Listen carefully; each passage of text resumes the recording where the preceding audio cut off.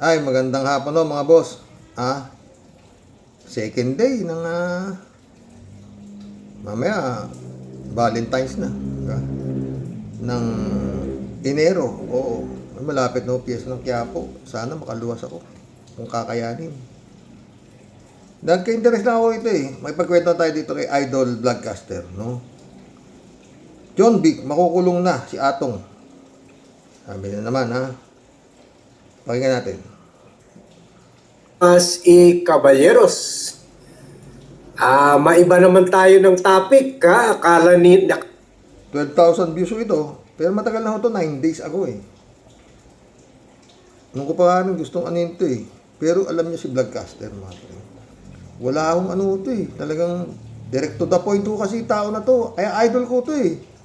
Oo, hindi siya Marcos, hindi siya Duterte. Oo, basta mali. Parang tayo rin. Tuloy. Akala nila nakalimutan na natin. Oo Si Atong Ang at ang kaso ng mga missing sabongero. Kaso lang, meron na naman tayong panibagong Remulla joke. Pagkatapos yung joke ni Boying Remulla ukol sa pagkulong ng mga senador before Christmas or by Christmas time. Mamamasko daw sa kulungan. Wala nangyari. Kumaripas na papuntang abroad. Hindi na nga na-interview si Boying na nagbakasyon na after yung seminar niya sa Doha, dumiretso na siguro sa Amerika o sa Europa. So wala na. Nabudol na naman tayo, na-ombudolsman na naman tayo. Na-ombudolsman na naman tayo. Idol, balita ko, may sakit yung yata ngayon, sinugod daw yata sa ospital eh. Ayon kay Atty. Enzo nasa ospital daw si Boying. Oo, tuloy. At hindi naman nagpapahuli si Utol. Kahit hindi pa natatapos yung kapalpakan ng mga bata niya at ni PNP Chief Nartates dyan sa suicide ba or killing ba or murder ba ni the late Undersecretary Catalina Cabral. Eto na naman siya, nagkakalata naman sa issue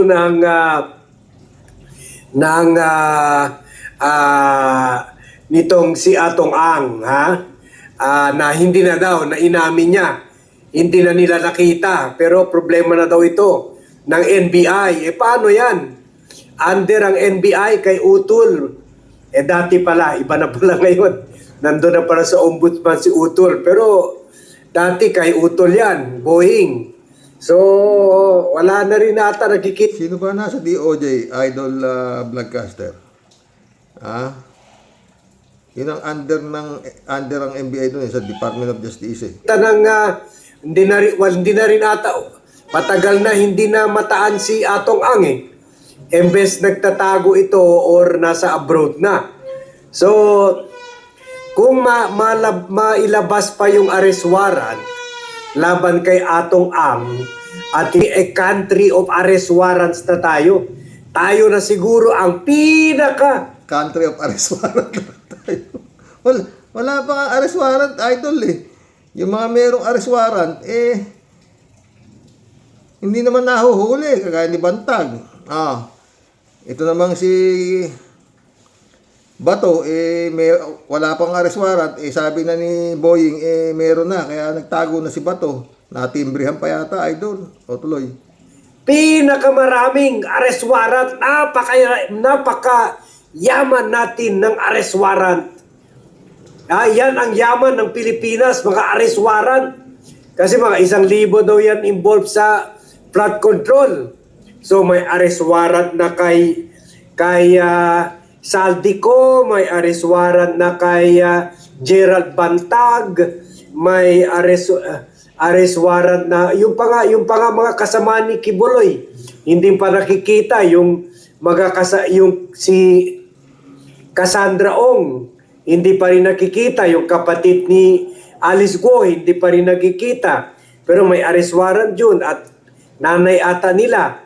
And then, Harry Roque, kung maglalabas na rin ng arrest warrant dito sa kasamahan ni Atong Ang, hindi na rin hindi natin sure kung maserban ba ito ng arrest warrant.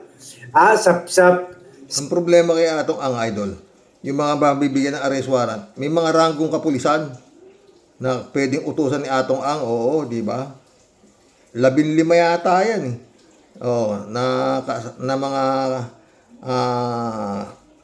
under sa payroll ni Atong Ang na mga kapulisan, na mga may ranggo ha, idol, may mga ranggo ha. Tuloy. 17 na arrest warrant Oo. inilabas doon sa mga kasamahan nila Sara Diskaya, mga 5 pa ata nasa abroad, hindi pa rin naserban ng arrest warrant. So, dadagdagan pa natin ito kay Atong Ang. Puro na lang, this will be a country of arrest warrant. So, pakinggan natin another pangako na naman ng another Remulla. Mapapako na naman ito. Kuwan na naman. DILG Budols na naman ito. DILG So, panorin natin ito. Another Remulla Budol. Another Remulla Budol ha. Right, welcome back to Head Start. We're still joined by DILG Secretary John Vic Remulla. Let's talk about Atong Ang. Okay, what is the status of the case? He has 4 cases filed in 4 different courts, all for murder, I think, along with 31 others, the policeman. So mabigat dito mga friend. 4 cases filed in 4 different courts. Bakit? Kasi yung mga sabungan ni Atong Ang nangawala itong mga kawawang sabungero na sinasabi nilang nanyonyope na hindi pa naman napapatunayan eh. At yan dapat nga kung napatunayan, hindi ho pwedeng dudukutin ninyo, ihuhulog nyo doon sa Taal Lake ba nila pinagpapatay. Anak ng putang na mali ho yan. Hindi pa ho, kukulungin nyo, hindi ho yan na sentensya sa mga yan. Oo, mawawala lang. No? Ngayon, eto yan mga friend. Meron ako napanood, yung Sausawera ba yun? Oo, na channel. Ha? Ito palang sa halip na ang ginawa raw ng Department of Justice, nag-file ng petisyon sa Korte Suprema. Na pag-isahin na lang lahat yung arrest warrant na yan sa iisang korte sa Maynila. Mantakin mo yun. Para ano yun? Hindi ko tayo naglagaling-galingan. Para ano yun?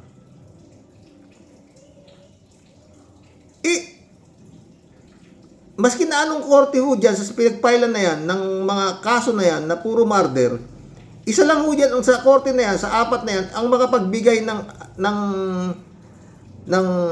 arrest warrant, arestado na, yung aarestuhin na lang yung Atong Ang tsaka yung mga kasamahan niya. Tupalo na ho, maski na sabihin natin hindi nagkasabay-sabay yung 4 na korte na para magbigay ng arrest warrant. Isa lang dyan ang maglabas ng arrest warrant. Aaresto. Ang nangyari, nagpetisyon yata yung Department itong Justice, DOJ na to, na pagsamahin na lang daw sa isang korte sa Maynila yung kaso na yan. Puta, tumagal na, lalong tumagal na, wala na. Oo. Sabi ni Atty. Claire, magkukonsume na naman ng oras. Oo, tapos irarapol pa raw yan kung sinong hahawak sa Maynila. Ang tagal. Wala na yung aarestuhin nila. Wala na. At hindi ho yan basta maaaresto. Tuloy natin kay John Vic, ha? Ewan. I know you're gonna go into this. Gretchen Barreto is not part of the accused, but we are just waiting for the warrant of arrest to be issued by the RTCs of 4 different places. I think Batangas, Laguna, and 2 other places. If whoever issues first, then we have reason to arrest him already. Okay, do you have information if he... Yun, no? Whoever issued a warrant of arrest first sa 4 na korte, meron na silang reason para arestuhin si Atong Ang. Hindi. Nag-file, ayon sa balita, ayoko na isingit, matagal eh. Nag-petition, raw itong motion para yung lahat ng warrant of arrest ipag-isahin na lang sa isang korte. Mantakin mo yun. Hindi ko alam bakit di ba? Ano ako? Matalino sila di ba? Pero sabi ni John Vic dapat daw maski sino mag-issue diyan pwede. Maaresto na kasi warrant of arrest lang naman kailangan kaya atong ang aaresto. Bakit kailangan pang pag-isahin yung di ba? Tuloy. If a warrant will be released against Atong Ang before the year It's ends? supposed to be any time now. We're just waiting for the judge to, Is that to right? fully appreciate Sinaway ko lang yung apo ko nagtuturotot mga boss. O tuloy natin kay Idol Vlogcaster, ha? the facts of the case, and I think it'll be any time now. So are you saying Nagbabakasyon ata yung mga judge eh. Baka ando na rin sa Europa si judge eh. 24 na bukas. Meron pa ba judge magre-report para mag-sign ng arrest warrant? Come on. Come on. Ang bagal-bagal nyo eh. pwede siyang makulong before Christmas? Hopefully, yeah. Oo. But bailable ba yung iba? No, non-bailable. Murder yan eh. Lahat. Lahat, murder yan eh. Mataan mo? Sa kanya is kidnapping, forced disappearance, and parang ganun eh. Pero non-bailable lahat ang kaso Okay. niya. Now, sir, Tuloy. ang noon, States. hindi sa Pilipinas. Sa Pilipinas, sa States. I see. He was arrested for money laundering. He was in jail for I think 2 years. Oo. Kasi ang tanong ko, kung ako si Atong Ang at nakulong na ako, bakit ako magpapakulong ulit? Tama. Well, it's actually not the motivation that counts. It's really paano ko tatakasan to. Oo. That's his that's his mindset. Paano ko malulusutan ang kaso Yeah, but ko. is he still in the Philippines? He's So, medyo dito sa monitoring ko, medyo nawawala-wala. I hope okay naman, ha? Sandali, bakit dito nawala-wala? Hindi naman parang hindi naman parang wala kayong nakikita na parang nawawala-wala si Bat. Ha? Marami na sila siguro gumagamit ng internet ngayon. Ha? laundering. He was in jail for I think 2 years. Oo. Kasi ang tanong ko, kung ako si Atong Ang at nakulong na ako, bakit ako magpapakulong ulit? Well, it's actually not the motivation that counts. It's really paano ko tatakasan to. Oo. That's his that's his mindset. Paano ko malulusutan ang kaso Yeah, ko. but is he still in the Philippines? He still is, according to our records. He hasn't, at least from our reports, he couldn't gone down the porous back southern part of the Philippines. But as of now, he's still here. But you don't know that. If We he don't actually know took that. a yacht out, etc., that We don't. you don't we know that. We don't know that. Or maybe the NBI does. I haven't talked to them about it.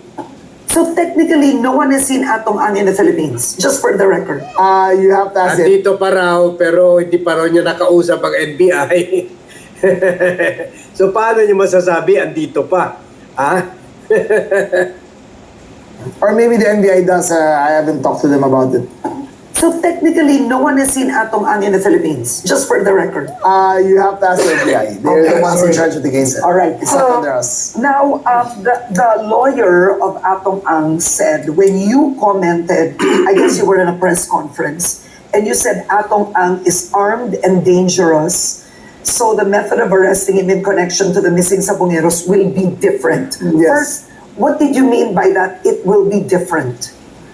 When you arrest someone who you know or has a record of making forced disappearances, who travels around with 3 cars and 15 bodyguards at the minimum, all heavily armed, then you must consider him armed and dangerous. You must consider O, i-declare nyo na yan. Wanted, they're dead or alive. Armed and dangerous. So, baka O kaya pa-check yung mga armas ni Atong Ang na nakarehistro sa yung mga may lisensya o anong mga klaseng baril na hawak ni Atong Ang, di ba? Parang ginagawa rin kila Tevez doon di ba? Oo, tuloy. Lakas ko ng ulan ng mga friend. laban. Baka ng laban. Hindi na natin nakikitang buhay. Baka may kadaver naman tayo nakita na tumalon daw sa bangin. Si Atong Ang daw.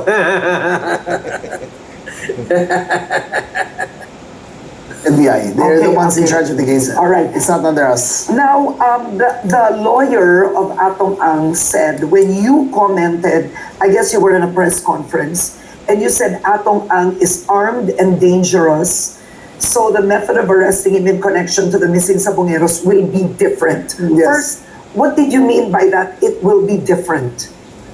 When you arrest someone who you know or has a record of making forced disappearances, who travels around with 3 cars and 15 bodyguards at the minimum, all heavily armed, then you must consider him armed and dangerous. You must consider the possibility that they will put up a fight. I do guarantee, however, that there will be no EJK. There will be none. But we will take all precautions so that we can arrest them with no casualties there. And the lawyer said your comment about his client was reckless and irresponsible.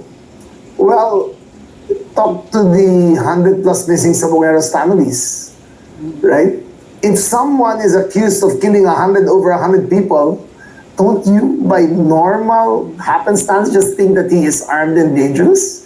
How can I be reckless? He's a fool to call me reckless. He's not a lawyer, so he's not worth the money Atom is paying him. No, so Secretary, they did find Tama rin naman. Ha? Marami ang bodyguard. Billion-billion ang pera niyan. So talaga naman, armed and dangerous yan. At baka bulletproof pa. Baka bulletproof pa yung kotse niyan. At yung mga backup cars, baka may mga machine gun pa yan. Ito pa isang interview dito kay John Vic, ano? Kay Idol Christian Esquera naman to, ha? Kinakamusta niya yung kapatid ni, ni John Vic, si Boying, oh. So far pala, kumusta yung kapatid ninyo? Hindi pa ba nagre-regret dito sa pinasok niya trabaho? He loves his job. Alam mo si Boying sa Tobuya, very, a reclusive person yan. 24,000 views ito, ha? 9 days ago na naman to. Walang barkada yan. Very, very talaga? Konting-konti lang talaga. He has probably 4 friends that I know of that he can really call his friends. Pero wala siyang barkada eh. Outside of the fraternity brothers, but he doesn't see them often either. So yung nakikita niya talaga, konting-konti lang yan. Very, very few. He's a very private man. Hindi nga siya bagay sa politika sa amin lahat eh. Pero talaga? magaling talaga yan. Pinakamagaling sa amin yan. Kaya siya yung pinili talaga namin at 2004.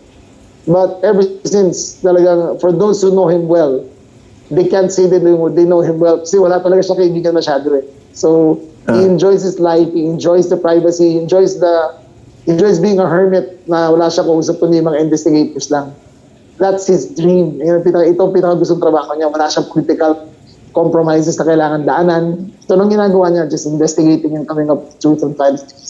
Ganon? Pero marami nakakadyaw sa kanya dahil nagbitaw po siya ng mga salita before, no? Sabi niya, by December 15 or 16, meron namang madadampot o makakasuhan yung mga big fish. Ito, sagot ni John Vic sa tanong ni, ni Idol Christian, ha? Kinakatsawan ko siya. Sabi ko, lousy. Sabi ko, wait po naman, yung pina-excite mo ako. Kinakantsawan daw niya yung kapatid niya, lousy. Oh. Kapatid niya na yan. Kita, para sa akin talaga, medyo langanin na talaga. Paano to, no? Mga friend. Ano kaya meron tong mga Rimulya na to talagang bilib na bilib His Excellency dito? Diba? Oh. Bagong appoint lang yata doon si John Vic sa DILG, di ba? Oh, ito naman si Boying, nasa ombudsman, nasa DOJ, nag-apply sa ombudsman. Sa DOJ, di rin ako bilib sa rito, sa DOJ na ito, sa totoo lang. Si Bantang nga, di mahuli-huli, di ba? Ewan ko. Tia Deli, gagalit, natuloy. Wala tuloy akong bakasyon, di ba? Ano sabi niya? Si Boying kasi sabi niya, reasonable certainty of conviction. Hindi siya magpa-file hindi siya hanggang sigurado na pag-file niya, makukonvict. Tapos mag-a-apply siya right to speedy trial, 10 trial dates. Basta i-file ni Boying, 99% makukonvict na yung tao. Sobra. Taas 99% makukumbik yung tao. Bakit? Hindi pa ba 99% si Atong Ang na siya ang utak sa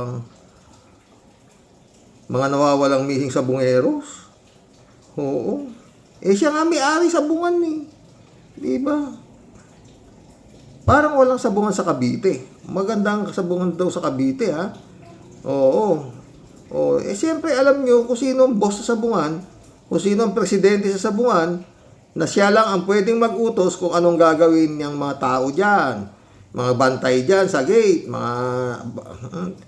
Ay, nako, ewan. Tuloy mo, Jombi. So hindi ibig sabihin na lusot na itong mga malalaking isda sa Senado tsaka sa Ay, Kongreso. hindi talaga. It won't go very far. I think if he applies to the right for a speedy trial, those he accuses, those who he puts under indictment, tingin ko lang by June, convicted na lahat yan. By June. Puta, by June, convicted na lahat yan. Kalahatian ng taon yan, 2026, anak ng pateng. Tingin niya lang yun, ha? Sa tingin niya lang yun. Hindi pa niya sinisiguro, ha? Sa tingin lang niya yun. Lahat daw na masasampa ng arrest warrant, by June, convicted na lahat yan. Sabi niya, ha? Sa tingin niya. No? Ang problema, asa na nga, paano niya makukonvict? Convicted? Paano niya babasahan sa kanal? Di niyo nga makita-kita pa eh. Di ba? Si Kibuloy ba, convicted na?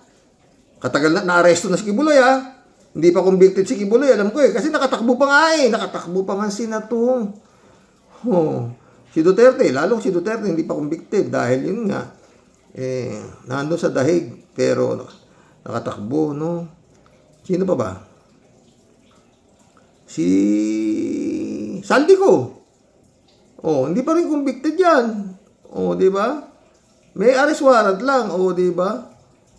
Si Diskaya, hindi pa rin convicted yata yan. Hindi pa nasabi. Wala pa sintensya dyan eh. Basta yun lang, no bail. Nakakulong lang, naaresto. Pero wala pang conviction. Sino ba na-convict? Si Go Waping, na-convict yata. Pero papail pa, nahabol pa yan,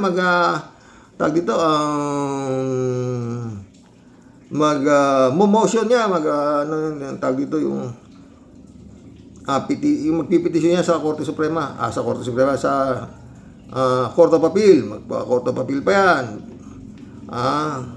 Aapila yan sa Court of Appeal, Court of Appeal yan, kunyari, na-convict siya sa Court of Appeal, aakit na naman sa Korte Suprema. Matagal po ito mga pre. No. Pero kay John Vic, convicted na raw sa June. Sige, tuloy mo John Vic. Yes, kasi right of speedy trial, 10 trial dates lang ibibigay eh. 10 trial dates, non-extendable, walang motion for continuance, magpalit ka na ng abogado, mag-split ka na, you have 10 trial dates to prove your innocence. Ayun ang bibigay nila. Curious pala ako, Sek, no? Kasi pamilya kayo ng politika eh. Mga politiko. May mga lumalapit ba sa inyo dito sa mga senador na ito? O mga kongresista? Yan ang magandang tanong. Tignan niyo ang sagot. John Vic. Tanong ni Idol Grisha kung may mga lumalapit. Ha? Yan ang sagot ni John Vic. Para mag-go-between kay Ombudsman Boying. Baka pwede mong kausapin naman yung kapatid mo, ganyan-ganyan. Siyempre, yung mga taga-Cavite, kinakausap ko, yung mga kaibigan ng kaibigan, kinakausap ko kung magagawa ko sa state pangalan dyan. Ay, hiyaan na nga abutin natin kung gagawa pa tayo ng hindi na ako ng pasensya. Baka magkasolo yung mga nakadmila dito sa mga kaibigan namin sa Cavite. So may kumakausap. Yun naman ang tanong eh. Kung may kumakausap eh. Ang haba naman sagot mo, John Vic. May kasolo yan pa ng kandila. So may kumakausap. Di, kung may kumakausap sa'yo, para kausapin yung kapatid mo ombudsman, ibig sabihin, guilty na yun. Ba't siya nakikipag-usap kung hindi siya guilty? Di ba? Ganun lang kasimple. Bakit makikipag-usap kay John Vic para kausapin yung kapatid niya sa ombudsman?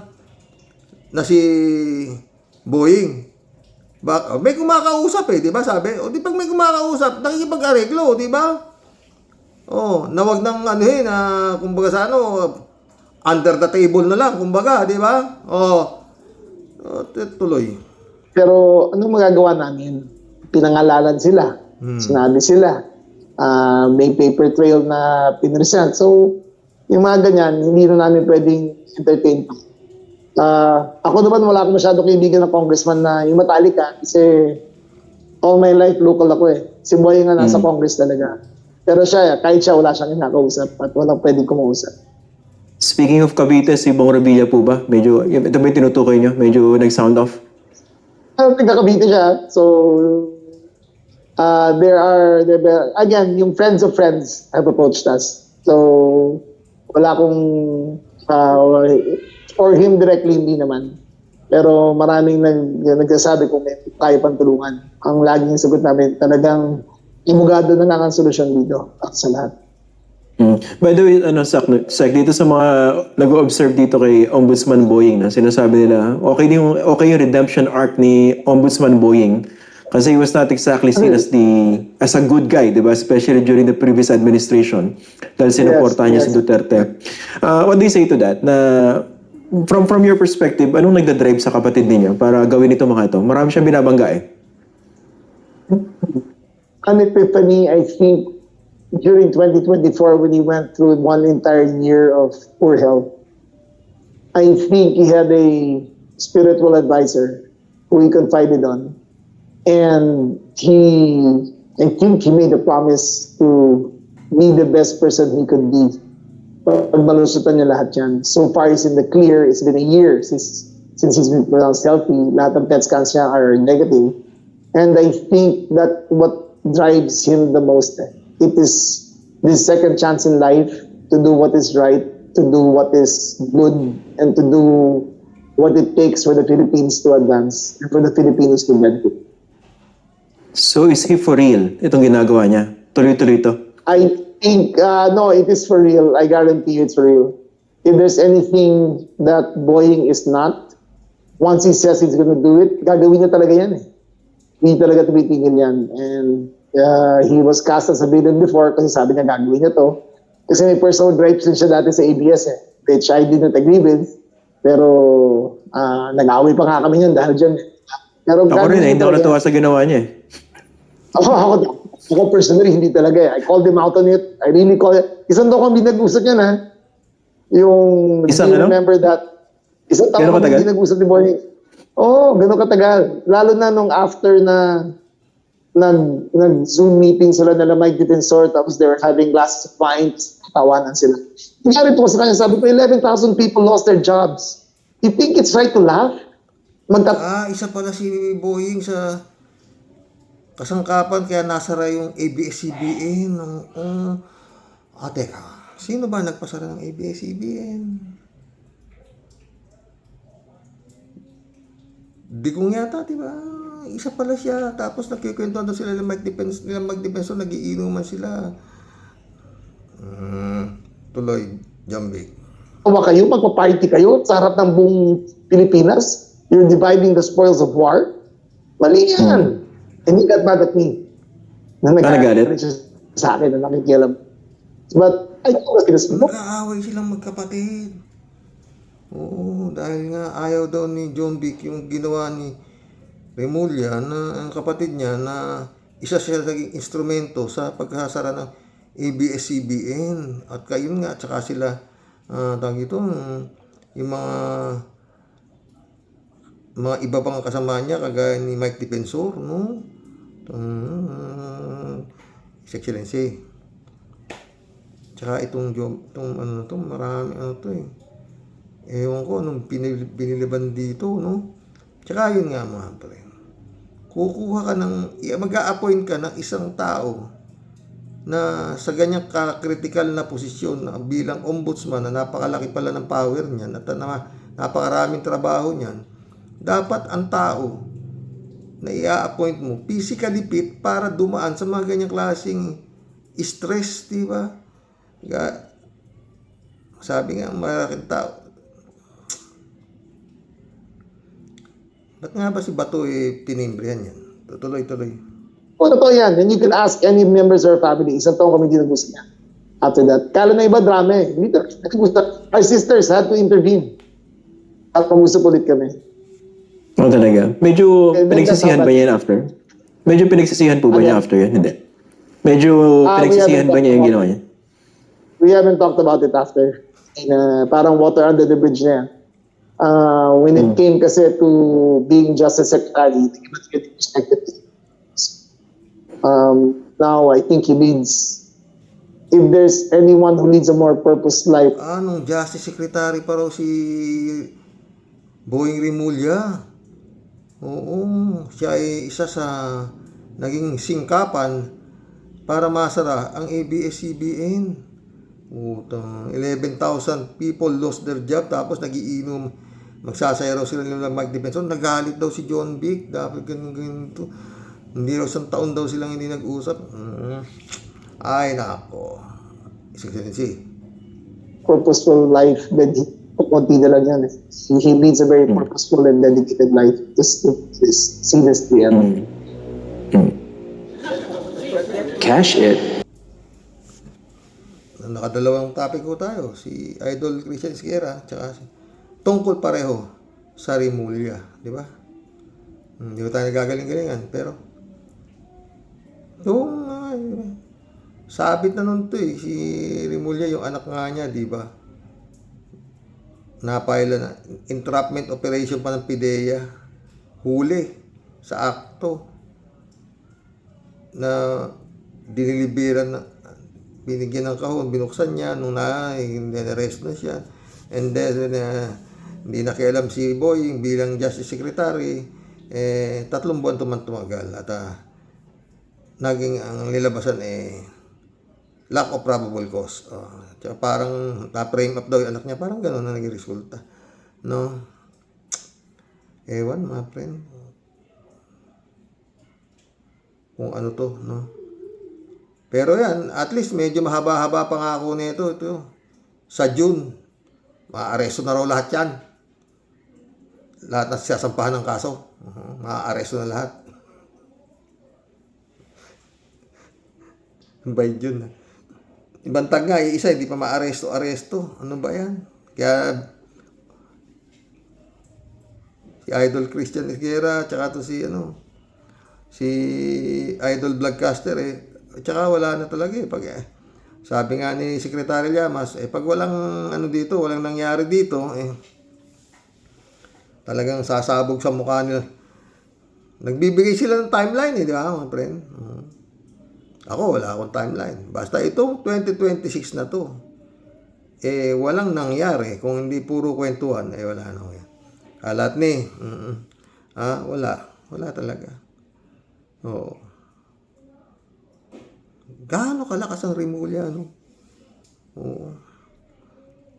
Ombudsman, no?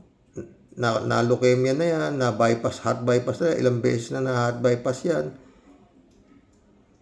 Paano nga Rod, kung biglang, eto na ngayon, biglang may sakit, si Boying Rimulya, paano na nga Rod yung investigasyon?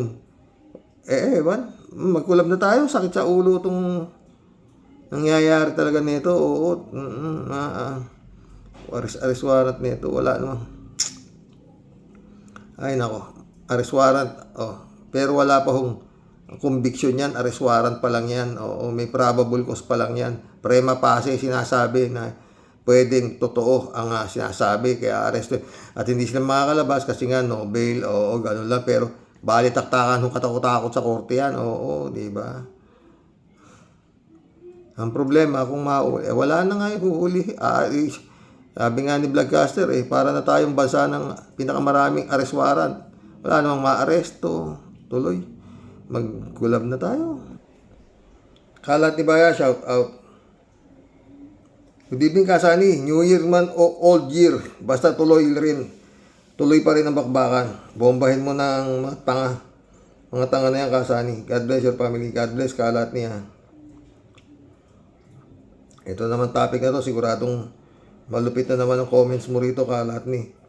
Kalat ni rito, Astig Nax, naka-spray to t-shirt ka na pala, kasanin ako. Astig na astig ang t-shirt na yan dito sa amin. Oo. Pag may time ka, lahat ni tatawagan kita, kwentuhan tayo ha. Kalat ni ulit. Maganda. Maganda si Shay Kasani. Sinasabi mo, si Shay nga. Maganda na at ubod na sexy pa. Sinabi mo pa. Walang tulak, puro kabig lang. Batay tayo. Shay so attractive and simply unforgettable. Oh, yung tagal na nga nawala. Sana okay lang si Shay ha.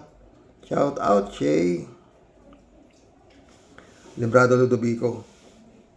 Happy New Year to all Warriors and buong pamilya mo, Karox. Siyempre, hindi dapat kalimutan si Sister Grace Chingsay. Nawa ay tumino ka na para naman taong 2026. Magkabablagan ko pa ulit yung hanggang ngayon, hindi pa nakakalaya kay Satanas yung hype niya. Sa kawawa naman. Oo.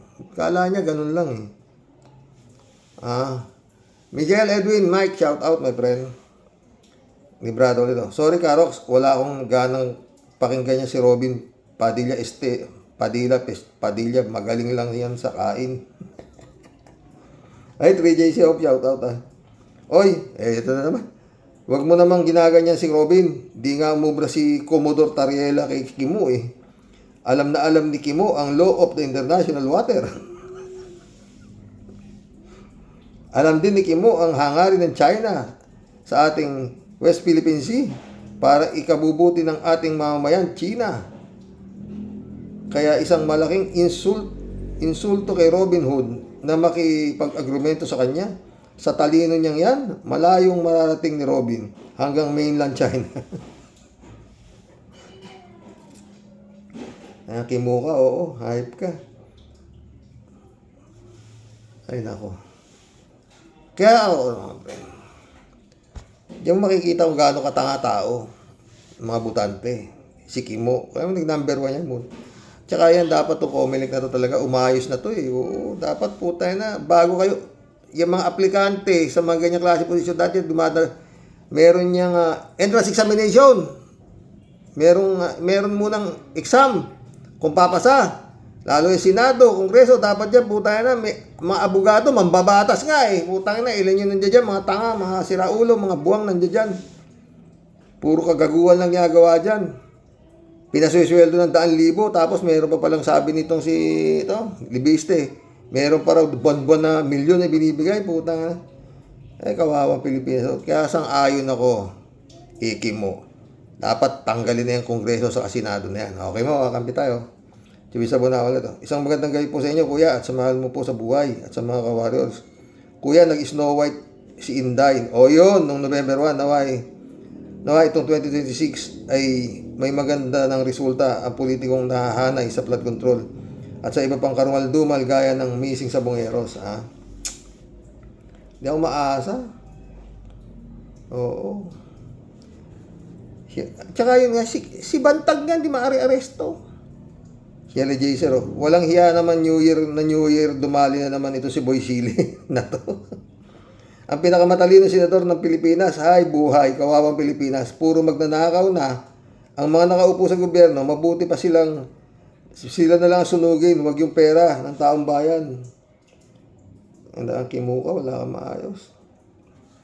3J Super. Kaya nga ito si Robin, imbis na ma-develop ang kanyang kakayahan na maging matalino, bilang senador, paurong ang development nito. Lalong nagiging tanga ang puta. Chrisop, shout out. Bakit ganyan magsalita si Robin? Parang high na high. Senseless ang mga sinasabi mo. May flight of ideas ka. Bobo talaga eh. Shelly J. Zero. Sino bang nag-aaway Robin Hood? Di ba amo mo inaaway si BBM? At sino ba ang nag-aaway China o Pilipinas? So, gising Robin Hood. Ilang beses na bang hinaharas ng China, Pilipinas at binobomba ng mga mangingisda natin? Kimo, imulat mo ang mata mo. My goodness. Sigurado 3J Shop to. Ay hindi, si Ben Torres. Shout out Ben Torres. Parusa talaga yan si Robin sa mga Pilipino. Sayang ang sweldo niyan. Kailan kaya mawawala yan sa Senado? Naku, matagal pa sa 2028 at minamalas-malas pa ito. Baka tumakbo raw vice presidente itong walang yan to sa totoo lang. Patay tayo dyan. Shirley J. Zero. Maligayang bagong taon po sa ating lahat, Karoks at sa mga ka-warriors. Kahit inaasar tayo ni Kimo, okay lang. Basta tayo masaya sa bagong taon natin, di ba? Tama, sabi ni Kalatni. Kalatni ulit, alam mo Kasani, dalawang bagay lang ang may... Alam mo Kasani, dalawang bagay lang mangyayari. Pag pinakinggan mo si paring Kimo, kung hindi ka matutuyuan, ikay re-reglahin, patay tayo dyan.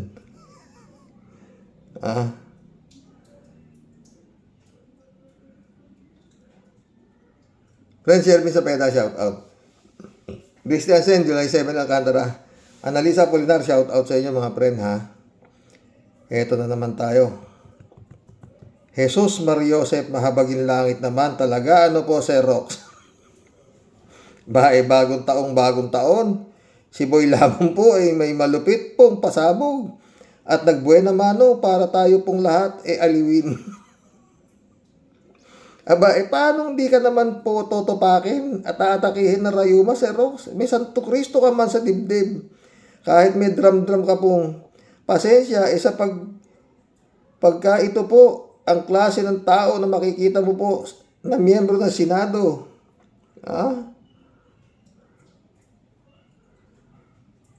At kasama sa tagagawa daw po ng batas.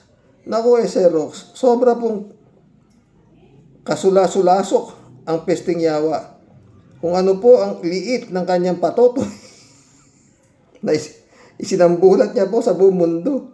At di na po siya talagang nahiya. Ganon din po ang utak niya na wala pong laman kundi abo. Makita ulo niya, Delia. Kaya yung kanya pong suggestion na sunugin na lang daw po yung pangapera. Siya muna po siguro ang dapat unahing sunugin, dahil siya po yung walang silbi para sa taong bayan. Isipin mo po, sa sobra niya pong bugok, dahil nga po siya ay utak biya, akalain po, sa harap ng buong mundo, yan ang ipinanukala niyan dapat gawin. Hoy, Boy Lamon, parang awa mo na. Wala ka namang silbi dyan sa Senado na pesting yawa ka. Bakit di mo nalang gayahin si Mr. Lapid? Busalan mo na lang yung bunganga mo ng matabil at manahimik ka na lang. Pwede ba? Di na kami talaga makapag-intay na matapos ang termino, buwisit ka. Kaya wag ka nang umasa at mag-ambisyon ng kahit anong posisyon. Bag nakakatambal ni Sara yan ng Vice President yan. Dahil kung sino man ang naging daan kaya ka nanalo, baka maski barangay tanod, walang mga ngahas na bumoto para sa'yo, kundi mga kamag-anak at asawa mo. Boy, leche, sarap mo talagang hambalusin at sinilasin sa nguso, nabuisit ka. New Year na New Year.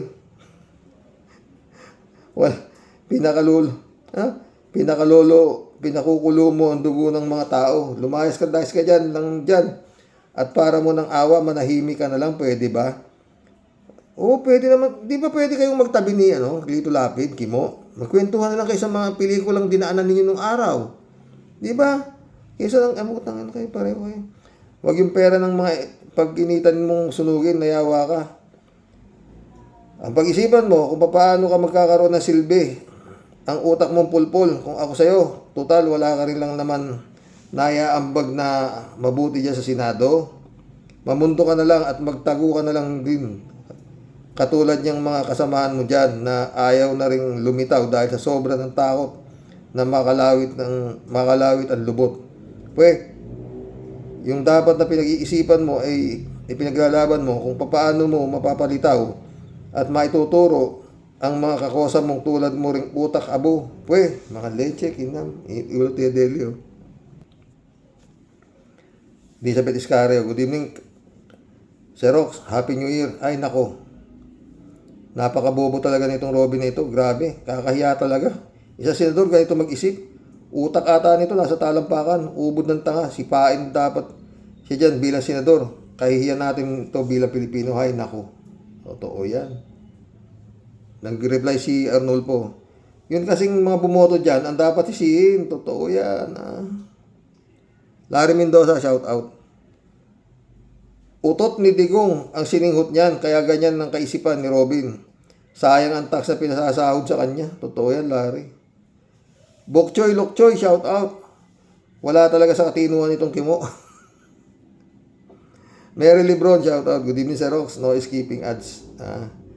David Alvin Mendoza, shout out. Good evening po, Karox.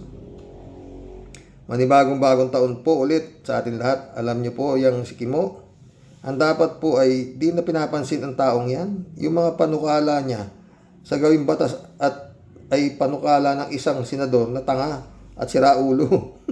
Biruin niyo po. Gusto ipa-demonetize ang 1,000 piso papel natin dahil sa nangyaring anomalya sa flood control. Kupal pala talaga at susunod niyan, tig 500 naman ang gagamitin tapos tag 100 so on and so forth. Di ipinanukala mo na lang Kimo na barya na lang dapat lahat ang medium of exchange sa bansang Pilipinas para hirap lahat ng Pilipino magdala ng salapi. Biruin mo, puro barya ang nasa bulsa ng mga Pilipino. Tanga talaga yan Pastor Jun Lagon, my friend, shout out. Friend Amy Bingson, Dolor Garcia. Eman Scalonanak, shout out. Brother Elias Ischo, shout out. Alejandro Bidado. Karox, happy New Year. Sabi mo, araw-araw gago. Sa akin, minuto baliw.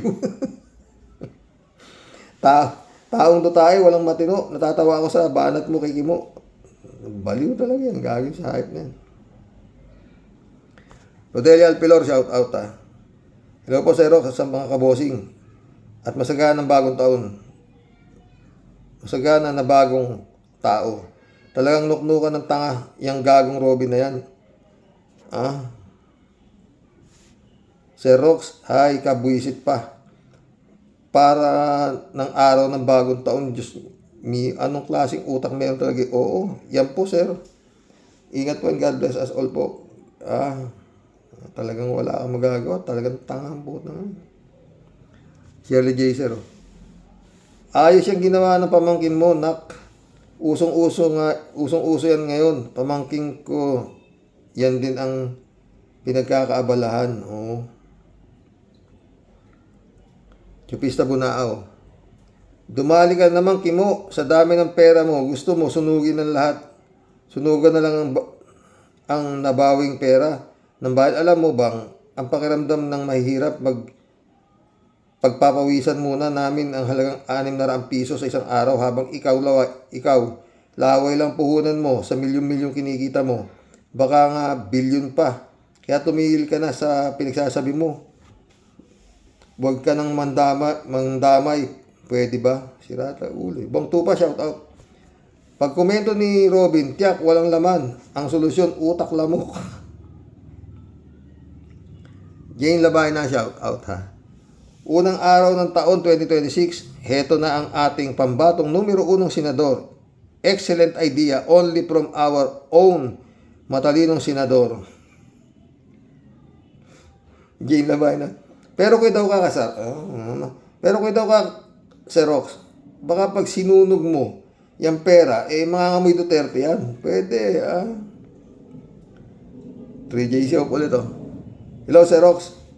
Ayan, lumipas na ang bagong taon, January 2 na. Agad yan. Ganyan pa rin si Kimo. Ano kaya ang wini-wish niya sa buong taon? Sana naman, nag-wish siya na maging makabuluhan siya sa Senado nang hindi naman tayo lugi. Sa kanya ang hirap Parang imbis na pasulong, si Kimo, paurong ang development niya. Talagang tanga yan. Gagawin natin dyan sa putang yan. 3JC up ulit Sir Rox, sabi ni Atty. Llamas, kapag Lenny BBM daw sa 2028, tapos na ang eleksyon. Goodbye, Sara na. Uwian na, may mananalo na. May katotohanan naman itong theory ni Atty. Llamas. Hindi naman attorney si Llamas. Ang tanong, papayag ba si Atty. Lenny? Kung pumayag man, ano namang papel ni ng China sa eleksyon? Payag ng China. Basta ako, yun lang yung sasabi ko to JCO. Pag nakatakbo si Sayad, panalo yan. Of all the obstacles na nakabara sa dadaanan niya para makapag-file ng candidacy, lulusot. Puta, panalo yan. Crispin Basilio, shout out. Happy New Year, Boss Rox, at sa pamilya mo. Happy New Year, Crispin Basilio. 3J show ulit, oh. Ha? Si Rox, sabi ni Kimo, wag na raw tayong mag-aksaya ng pera ng bayan. Tama naman siya dyan. Kaya mag-resign ka na siya. Mag-resign na siya. Dahil talagang sayang na sayang ang pinaswesweldo sa kanya dahil pabigat siya sa buhay ng mga Pilipino. Kung sa ibang fans niyan, napakagaling ni Kimo. Ang Kimo ka. Hindi kaya kasama sa dasal ni Cara David yan, si Kimo. Dapat sana yung dasal ni Cara David, mamatay na sana yung mga magnanakaw, tsaka yung mga tangang politiko. Ay, naku, kulang ang dasal mo, Cara Marilo Pabian, Manikong bagong taon sa lahat. Ayan, buena mano po tayo. Buena mano po yung topic, Robin aka Kimo. Napakalakas po tuloy ng reaksyon ninyo sa henyo ng Senado. Nasobrahan po yan sa paputo. Naalog ang utak kaya nagpabibo muli. Di kasi pwede, wala siyang pasabog. Medyo matagal pa naman ang hinihintay na titiisin bago matapos ang ganitong senador. God bless us. Totoo yan, maluwa. Ay, mission accomplished mga boss. Hanggang bukas po muli, mga friend, ha? Ay, nako. Dasal. Yun na lang pag-asa. Sana maganda kayo sa topic natin, no? Di ba? Ay, ayoko naman kasi ako na mag-isa. Ang magsasabi, napalpak ang Rimulya. Di ba? Magalit si Tia Deli, kaya ginamit natin si Idol Vlogcaster. Tsaka, pero basta nagtataka ko. Wala bang iba? His Excellency? Ka-appoint mo galing na susasaang si Boying na 50-50 na kung ano ang sakit niyan. Na-appoint mo pa sa ganyang posisyon. God bless, mga friend. Dasal.